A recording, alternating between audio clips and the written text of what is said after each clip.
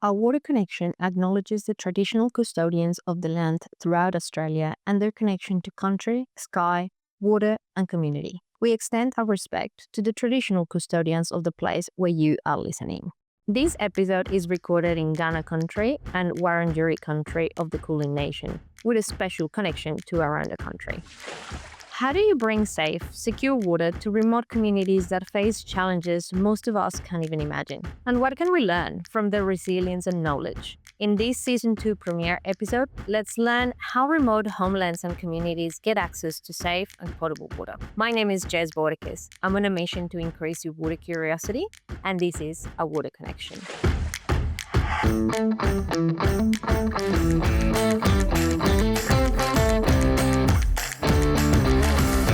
Happy 2025. Welcome to a brand new year and a brand new season of Our Water Connection.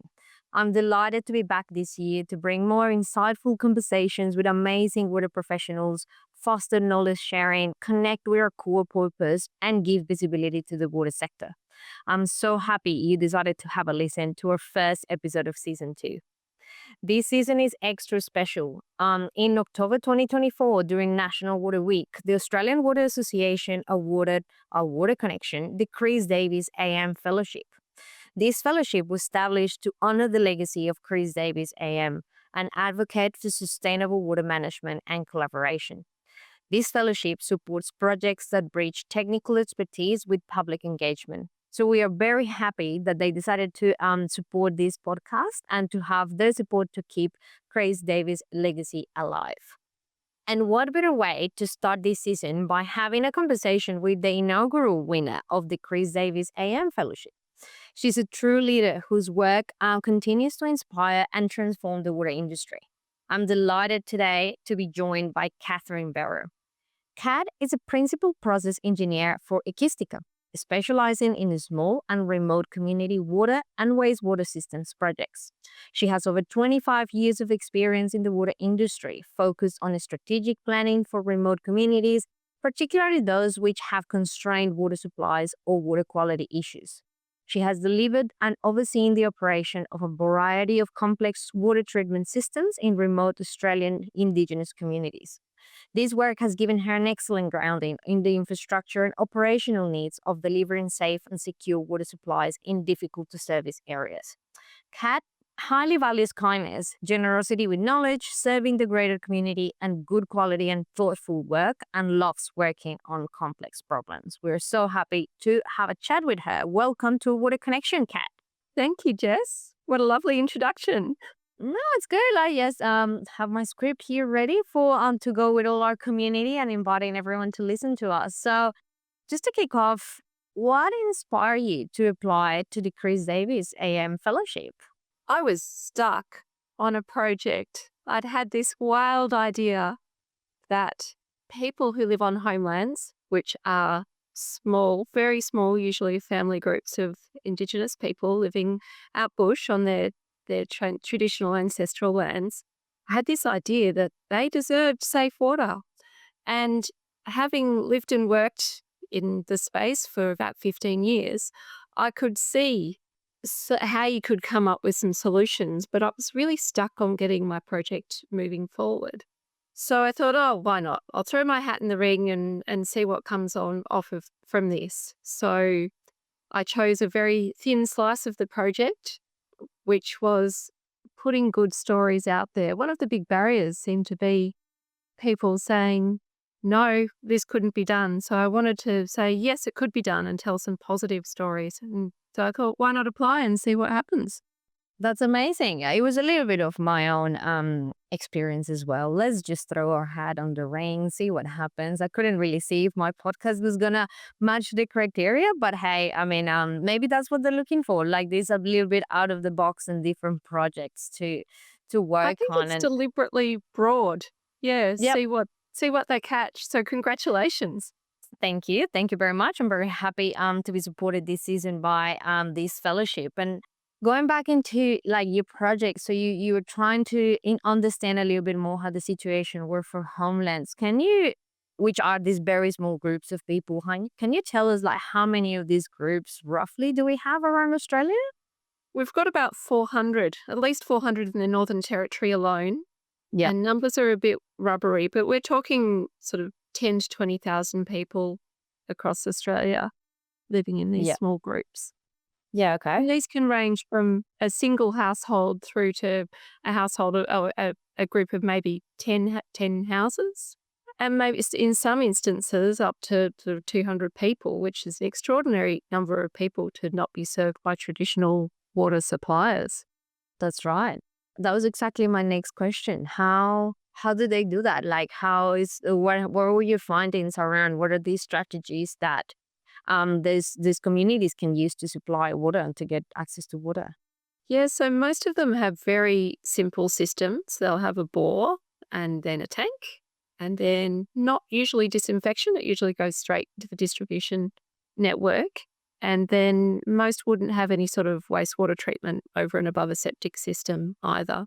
So pretty straightforward systems, but because they're not generally supported by any sort of utility or people who are really focused on water quality, there's not any water management plan. Of course, some have water management plans, but there's not really any water management plan or disinfection or any governance system that helps people to manage their systems. And largely these are privately owned setups. So it's not like there's necessarily any direct government responsibility. And that governance issue is probably one of the most difficult things to overcome. Yeah, I can imagine, because it's so they would have just created this system in the first place, just based out of the necessity, and because they have been living there for probably hundreds of years already. Yeah, there was a big homelands movement in the 70s, so people wanting to go back to their own Okay. ancestral lands to live, like a real pushback from being brought into more central communities. And you've got to remember, when you drive across Australia, you're driving across Europe multiple times. So you don't drive across Europe and only see French people. You drive across Europe and you see Bulgarians and French and Italians, and everybody's very different. So everybody wants to live on their ancestral lands and where they have a connection to country. I'm simplifying it greatly, but it's a 20-minute podcast, so roll with it for now. So people wanted to live in their ancestral lands, and there was this big movement. There was funding so that people could get back there. So a lot of the infrastructure is dating back to that period of To that time time. Yeah. when bores were drilled and infrastructure was put in. So, and there's been variable levels of government investment in having infrastructure and housing at these places over the years. So you can come across things which are quite new and quite well put together, and then quite old as well and haven't had Yeah. much maintenance. Yeah, for sure. I was gonna ask that. Like, do they have like an interaction, if not with the government, maybe with some side of the private sector to maintain those, or is it just like a community based initiative that they just maintain it themselves? It really depends on where you are. So I'm most familiar with the Northern Territory context, and people are responsible for their own systems, but then they are supported by the Northern Territory government as well. So the government makes a contribution to help with systems, and that's usually administered through a service provider. So a service provider might be responsible for, let's say, 20 different homelands, and they'll look after the essential and municipal services as well as provide people with support for their housing. So it's not a lot of money. It's just a top up to what you might need.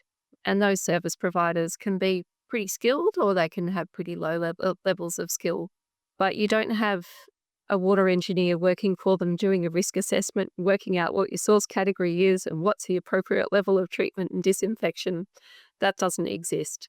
So even if you've got water coming out of the tap, which sometimes touch and go whether there is or not, it's pretty unusual that you would find any sort of treatment system or any sort of water management system that would meet what we would see as water professionals as an adequate standard. Yeah. So I do spend a lot of time going, oh my goodness, that's not okay. That's really not okay. I tend to vocalize my horror when I see things that I don't feel happy with as a water engineer. Yeah, yeah. Yeah, your audience would probably be pretty horrified with some of the things that I see.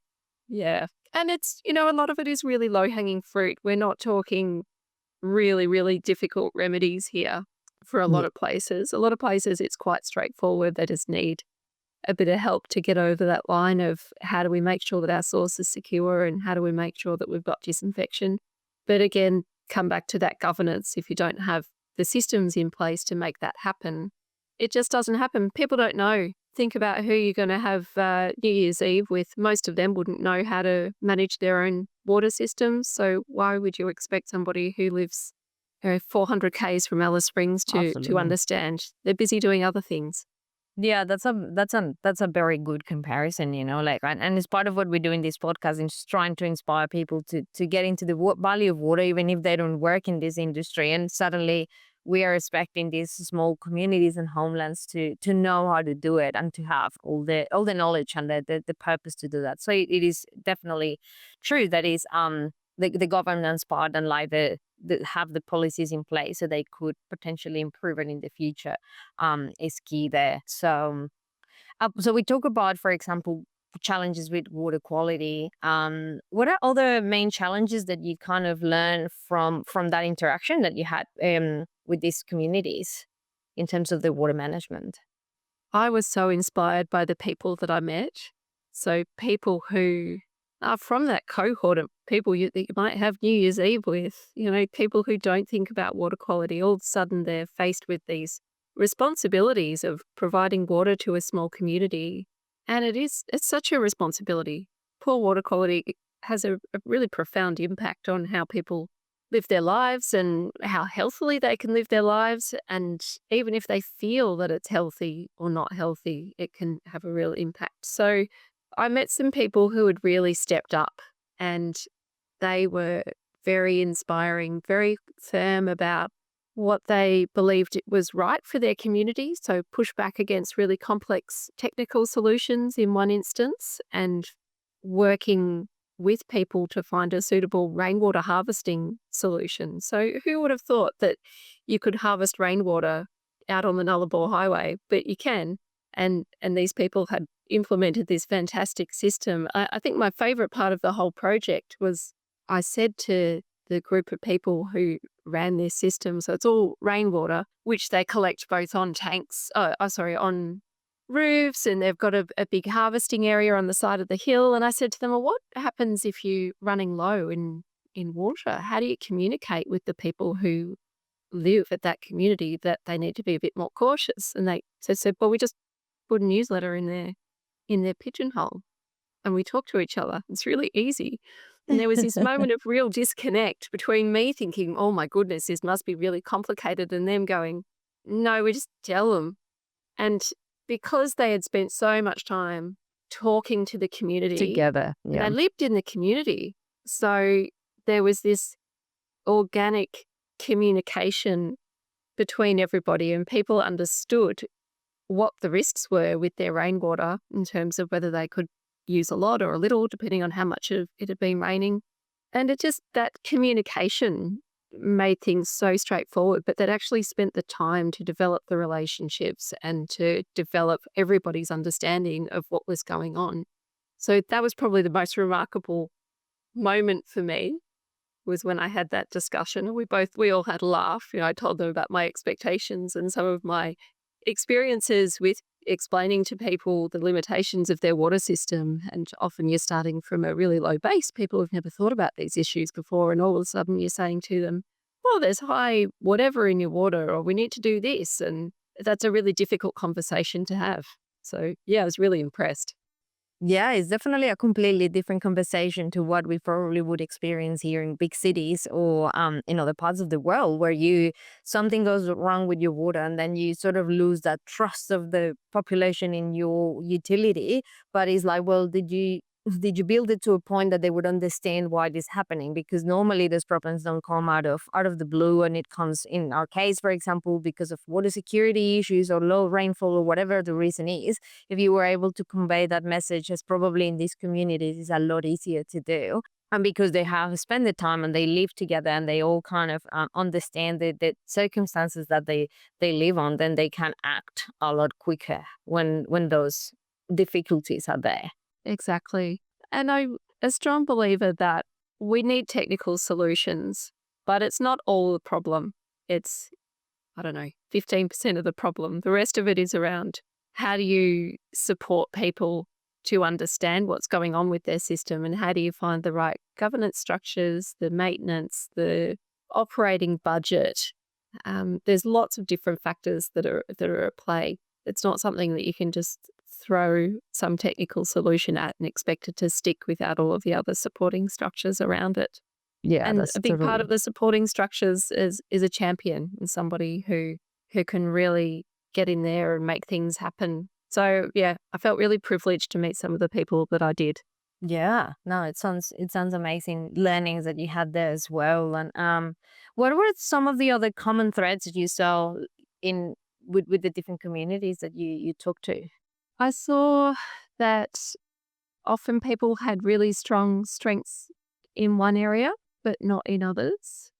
Everybody seems to have a natural fit, and I guess that's why we have electrical engineers and chemical engineers. We're not all just engineers. Everybody has a different area of interest. Yeah, and if people had one area of interest that was strong and they really understood and they'd gotten on top of that, it seemed to open up their interest in water quality as well. So if they were feeling completely overwhelmed by everything, the power system wasn't working and the bores were running out of water and somebody had vandalized the whatever, it was all too much. But once you started to get a couple of key pillars in place in the community, and it tended to be power, that if power was figured out, then people could turn their attention to water. Yeah, okay. Yeah, power is a big issue. You don't have Yeah. power, then people notice it instantaneously. But if you've they notice if you don't have water as well. But if water's contaminated by a dead bird, no one really notices until people No, start yes. throwing up, and that could be anything.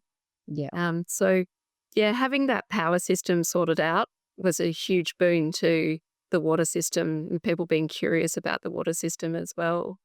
I was really surprised at how low knowledge was around managing water quality. So making sure that your bores were sealed and your tanks didn't have holes in them, that you didn't have leaks, that you've fenced off the bore. When I talk about there's some low-hanging fruit, this is the kind of low-hanging fruit that I'm talking about. This is Yeah. not hugely complicated stuff. But what makes it complicated is lack of knowledge and lack of resources, easy to understand resources, which is something that I'm working on with some colleagues, and then distance and cost as well. So we went to places which you got to drive 4 or 5 hours on. There are other ones that I would have loved to have gone to, but I didn't have the time to spend 12 hours driving there Yeah. on dodgy roads. So the distances were incredible, and that really seems to impact infrastructure as well and impact the cost of infrastructure. Yeah. And of maintaining the same infrastructure. So it's yeah, definitely very resilient communities that yeah, you point out that issue with the power and water, and I'm always of the thinking like, oh no, well, water would be like people will like notice it straight away, but like when you said like when you open the tap and there is no water maybe, but when it's more a problem around the quality, it just go unnoticed for a long time, and while the power is just instantaneous, we wouldn't be having this conversation if we didn't have power. So it's very interesting like you to reflect in that sense with these communities for sure. Yeah. And people's expectation is quite low as well. So at the Better Water in the Bush Forum, I think it was 2020, mid 2023, a woman got up and said to the audience, when we were growing up, we didn't expect to have good water. Good water was for white fellas, which is pretty devastating to have Mm. somebody have that Saying feeling that, in yeah. Australia in these days. It is. It is because it's part of our objectives as a human as human beings, like to have it in all the world. And probably people might think sometimes that there are like countries that need help with that, but we have to look into ourselves as well, and in some parts of Australia and realize that that's not a reality for everyone, and that everyone does deserve to have safe and continuous water supply. In terms of learnings you mentioned, for example, I mean that wonderful example of like what happens if the storage is running low, and then it's just really easy to communicate with the rest. What other learnings would you like to highlight of these conversations you had with in these communities? I think something that I took away was the benefit of having a safe and secure supply, not just in the fact of actually being able to have water come out the tap or make sure that you weren't going to get sick from it. But for people to feel that they did as well, there's a great pride in having a water supply which people feel safe in. And I think that's surely got to be a human right as well, to feel that you can turn the tap on and give your grandkids a glass of water and feel happy and safe in that.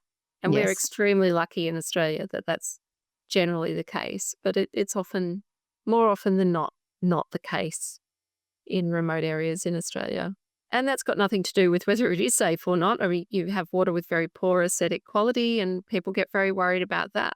If it's very corrosive, they see the green on the taps and they assume that that's bad. Or if it's clogging up your kettle and your hot water service, then that's perceived as being really bad as well. Yeah. And to be fair, that is pretty bad. People are having to, in some instances, replace washing machines annually because the calcium is so high. Yeah. Got this ridiculously high hardness water.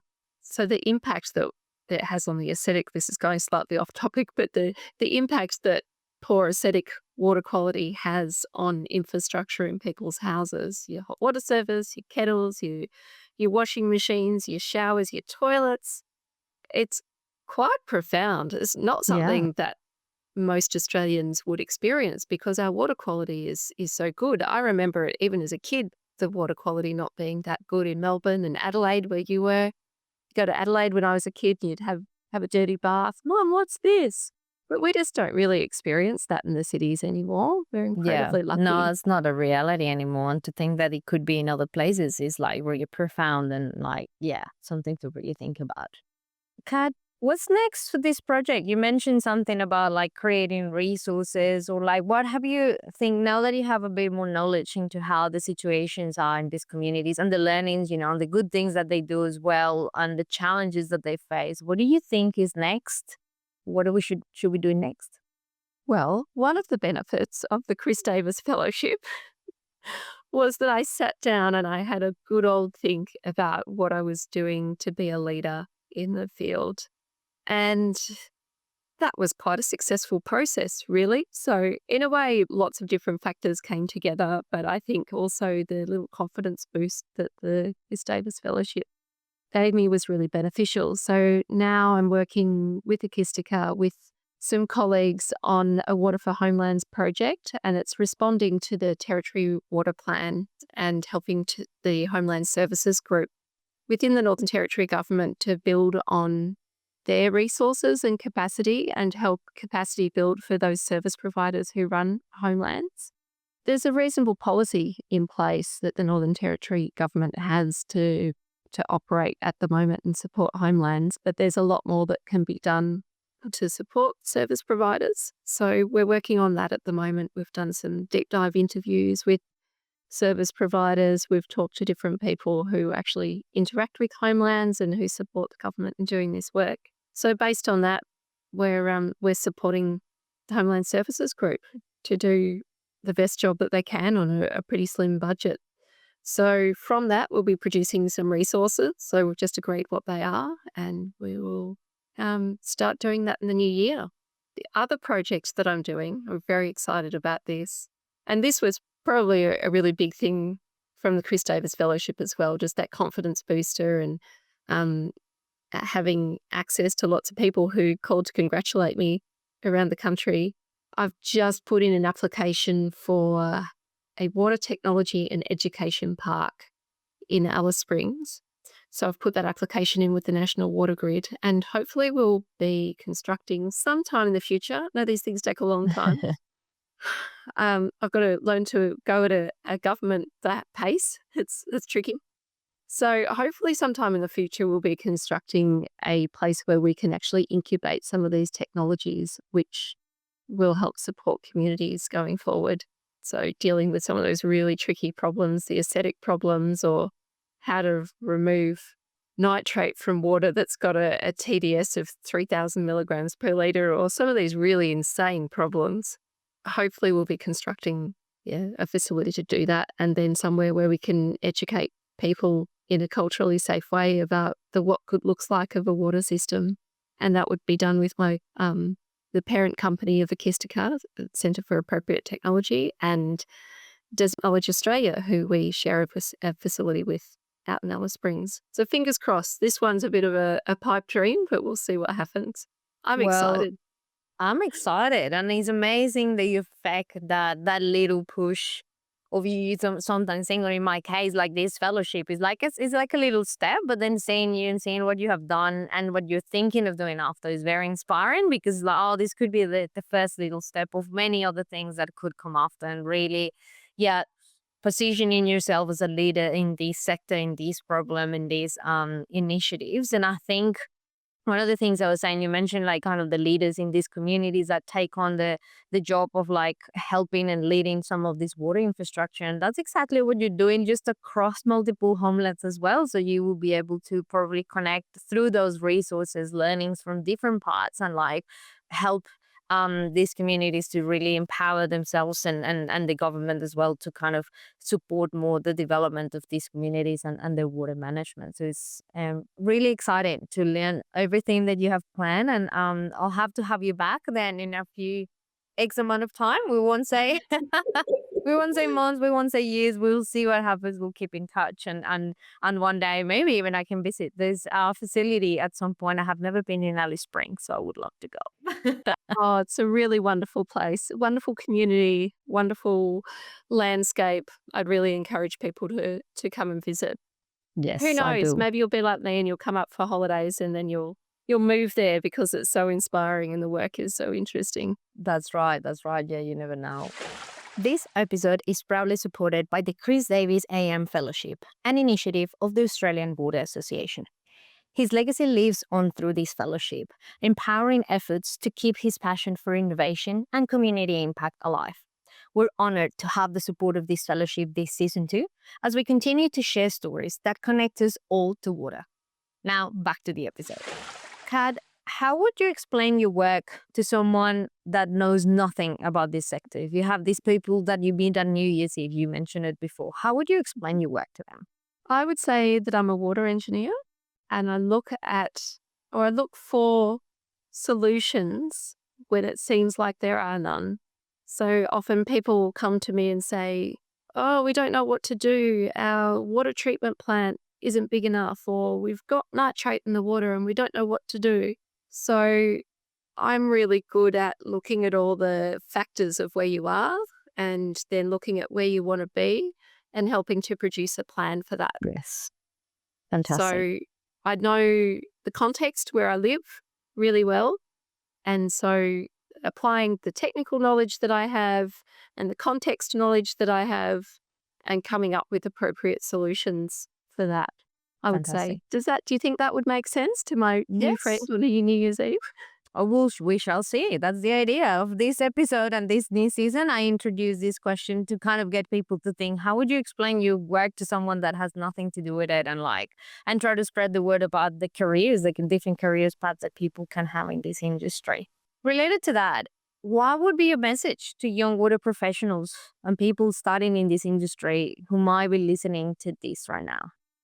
If it sounds interesting to you, put your hand up, and you never know when opportunities might come your way. That's true. There's a certain delight in working with people who are enthusiastic and interested in the world. Who wants to work with Eeyore? Nobody wants to work with Eeyore. So if you're interested in something, ask for it and maybe you'll get it. And the other thing that I would say would be to be brave. And I'm saying this directly to all of you who are listening. Be brave. You never know where it could get you. I've done all sorts of interesting things. And the Chris Davis Fellowship was a real kick up the pants of be brave, Catherine. Go for it. So maybe I didn't actually need to be awarded to that. I just needed somebody to say to me to be brave. But yeah, just give it a go. See what happens. That's right. That is completely right. And I'll take it on as well in my own personal life and professional life. And to wrap up, Kath, why do you work in the water sector? I found it really inspiring. So I went and did chemical engineering and I knew I wanted to be an engineer. That's just how my brain works. I didn't really know what I wanted to do. And I did a subject called Engineering and the Environmental Challenge, and I thought, this sounds really good. And so when I graduated, I applied for jobs, and there wasn't a lot going in the industry at the time. And eventually I got something. I tried to apply for jobs in the plastics industry or something, but I think my lack of passion shone through. And eventually I got a job there. So ever since I've had that first job, which was making membranes for water and wastewater treatment, I've just found it a really fascinating industry. And I think I've really found my niche now. I'm not super technical, but I am able to understand contexts and bring together that technology, that operations side together and pull together strategies for people. And what a privilege to be able to have a job which has a positive impact for people and has a positive impact for the environment. And I work with some excellent people. Really enjoy working with the crew at Akistika and Alice Springs. They're terrific. But also more broadly in the water sector, when we all came to OurWater after COVID, everybody was so happy to see each other. Yes. And it was so fantastic. What a privilege to work with such nice people in such interesting fields. Wow, how lucky am I? How lucky are we? That's right. And that's the idea of this as well, to spread the love and like show people how valuable it is to work in this industry, as you say. And I see it myself as well. Being able to contribute to the world is just something that I get to do for a living. And that's just amazing to think that that's part of our careers. Kat, thank you very much for your time today. This was a very insightful chat. I think you touch and you reflect on a very important part of our water sector in this country, and is water access and water quality for these remote communities. I hope people learn. I learn a lot about how it works, the good things, the bad things, and the challenges, and also the hope of what the things can bring in the future. I'm very glad you decided to apply for this fellowship, got it, did this amazing work, and now is inspired up to continue working on that. So thank you very much for joining us today. Thank you, Jess, and good luck with the rest of the season. Thank you. That's it for today on Our Water Connection for our season 2 premiere episode. I'm so happy to be back having these conversations, sharing them with all of you, and starting with this amazing one. Thank you for listening and being part of our community. This season, we have included an additional thing in our description. There will be a link that says send us a text. So you can actually tell us things to Our Water Connection. Your voice matters to us, to our this community. Tell us one thing that maybe you learned from talking of this chat that I had with Kat today. Or if you have any feedbacks or ideas for future episodes, please share them as well. We would love to hear your thoughts. Don't forget to follow us on your favorite podcast platform and social media for any updates, highlights, and more ways to connect. Keep your curiosity flowing, and I'll see you next time.